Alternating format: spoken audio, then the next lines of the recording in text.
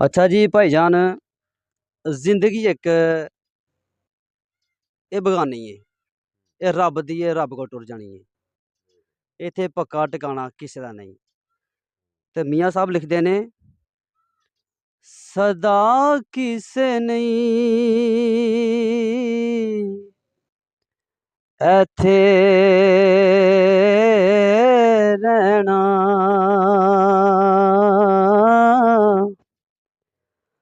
सब दा दूर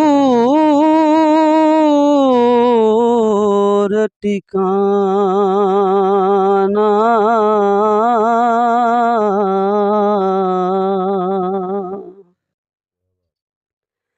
सदा किसे नहीं एथे रहना,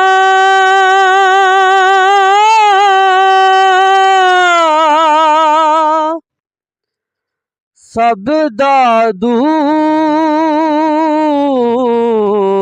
ठिकाना।